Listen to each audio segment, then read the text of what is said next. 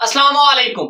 आज की वीडियो काफी इंपॉर्टेंट है। आपका कोई भी सेमेस्टर है, आपको ये मालूम होना चाहिए क्योंकि एक काफी बड़ी जो है वो तब्दीली हुई है। तो मैंने कहा एक वीडियो बना के आप तक वो इन्फॉर्मेशन पहुंचा दी जाए, आपकी जो गलत फहमी है उसको थोड़ा सा दूर कर दें ताकि आप नेक्स्ट जो फाइनल पेपर्स होंगे उसमें ज्यादा से ज्यादा मेहनत कर सकें।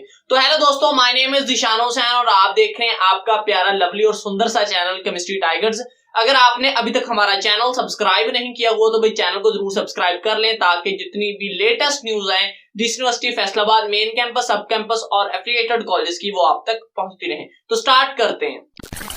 सबसे पहले हम बात करते हैं कि भाई जो लास्ट एग्जाम्स होते थे उसमें ये था कि भाई आपके जो फाइनल एग्जाम्स हैं उसमें आपने मिड प्रेजेंटेशन और असाइनमेंट्स और फाइनल को मिलाने के बाद आपके 40% मार्क्स हो तो आप इजीली पास हो जाते हैं। ठीक है, लास्ट ईयर इसी तरह जिस तरह हमने पेपर दिए हैं सेम इसी तरह का पैटर्न रहा है और हम पास भी होते रहे।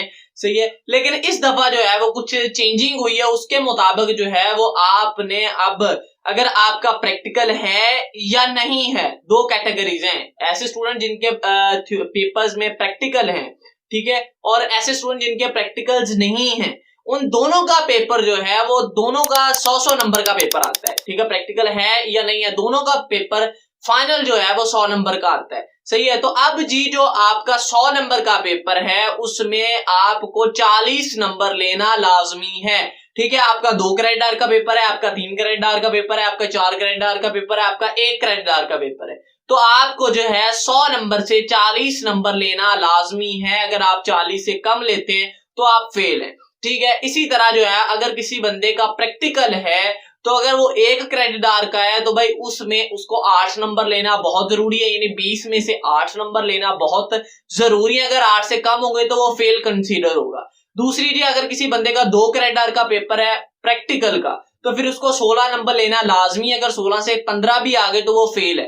सही है, इसी तरह अगर 3 क्रेडिट आवर का प्रैक्टिकल का पेपर है तो भाई उसको 24 नंबर लेना 60 में बहुत जरूरी है। अगर वो नहीं लेता तो वो फेल कंसीडर होगा।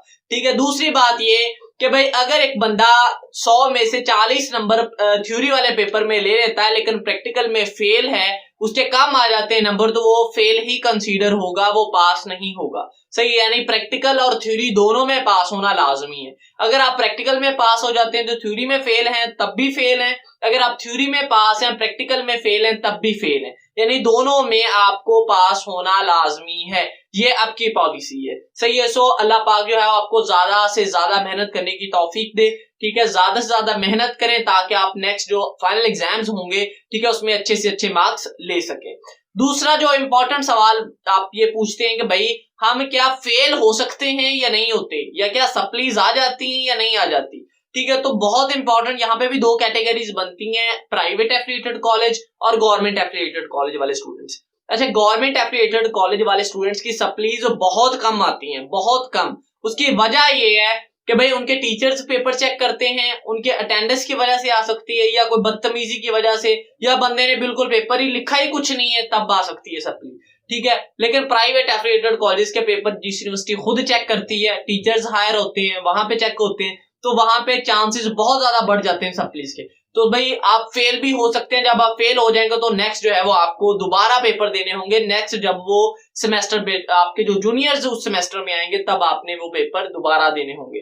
सही है, तो ये शॉर्ट सी वीडियो थी लेकिन बहुत इंपॉर्टेंट सी। याद रखेंगे भाई अब आपने थ्योरी और फाइनल दोनों में 40% नंबर लाजमी लेने हैं। सही है, सो अगर आपको वीडियो अच्छी लगी तो वीडियो को लाइक करना ना भूलिएगा, चैनल को जरूर सब्सक्राइब कर लीजिएगा। मिलते हैं अगली वीडियो में, तब तक के लिए अल्लाह हाफिज।